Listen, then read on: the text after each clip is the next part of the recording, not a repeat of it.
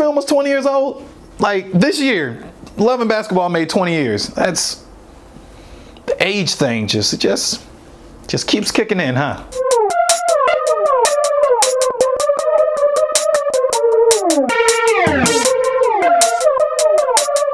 Yo, what's up, ladies and gentlemen of the internet? This is the CEO treatment of Nell's favorite movie, Love and Basketball. So what is it about? Ultimately, it's about two childhood friends that want to become professional basketball players. And while they're taking wildly separate paths to achieve their goal, they eventually fall in love. And through their separate paths, their love is tested. And in that begs the question, is all fair in Love and Basketball? And there, ladies and gentlemen, we have our movie. So what did I like? I kid you not, every time I turn this movie on, I enjoy watching Kyla Pratt break ankles and get buckets. But on the slick though, this movie had a decent cast, like a nice roster. All states in this movie: Afrey Woodard, Regina Hall, Gabrielle Union, Tyra Banks.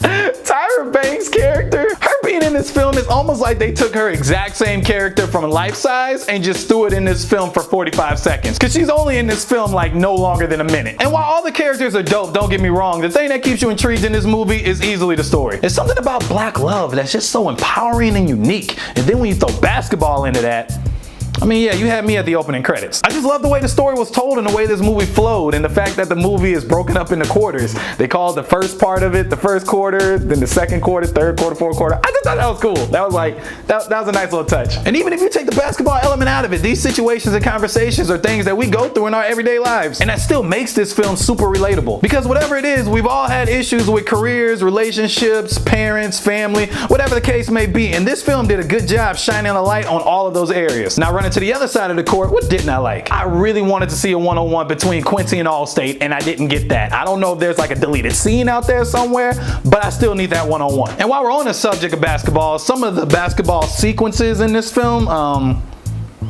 yeah, y'all could have, they could have been a little bit better.